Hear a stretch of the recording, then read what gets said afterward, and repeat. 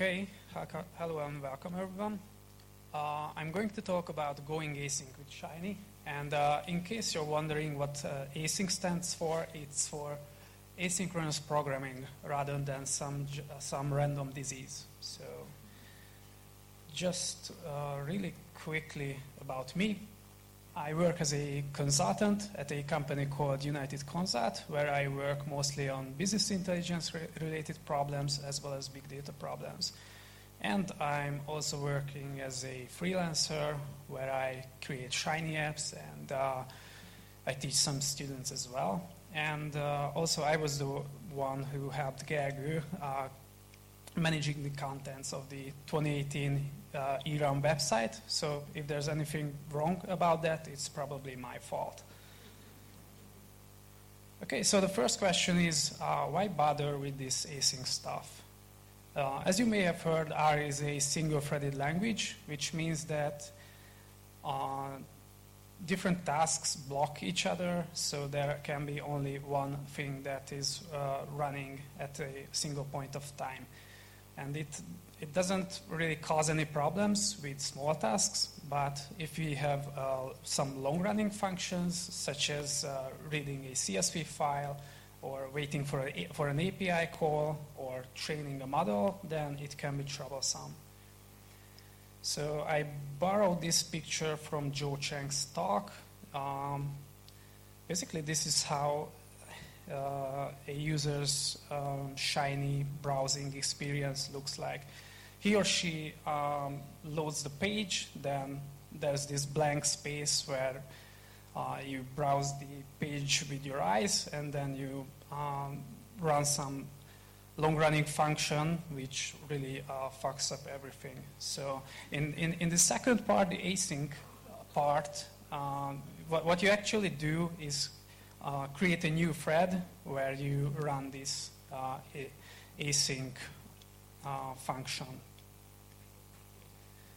Okay, so and just very quickly about how this works. You need the async version of Shiny that is available now on GitHub, and also the Future package by Henrik Bengtsson and the Promises package by the RStudio guys. And here's a quick example.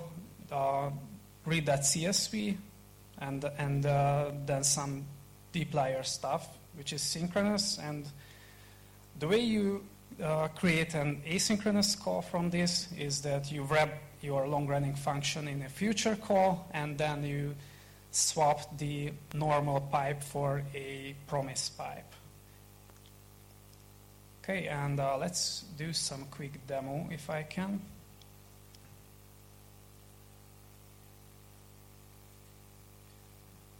Okay, so this is a simple Shiny app. I have 4 buttons, and what it basically does is if I click this button, and if it completes, it glows green, and then it turns back to normal. So I have 4 buttons, one that runs immediately, one that runs after 15 seconds, but synchronously, and there are 2 async buttons that run 3 and 10 seconds later.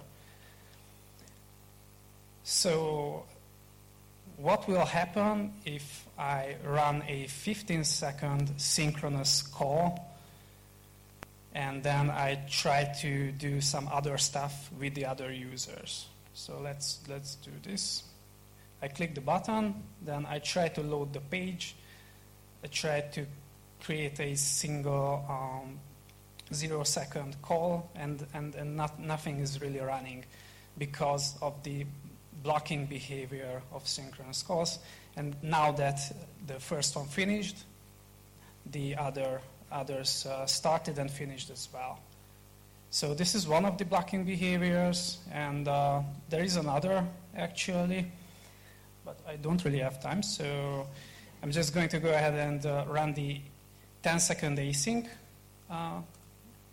and it allows other users to do their stuff and browse the page, and it will finish in a second. For the first user, or 2 seconds. Okay.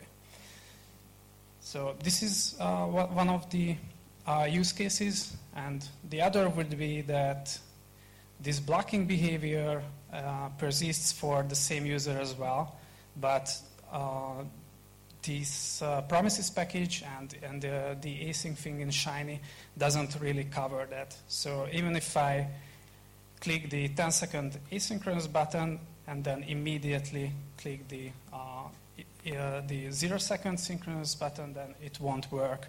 It will only evaluate when the asynchronous task is finished. So it's not working for the same user, just between other users, really.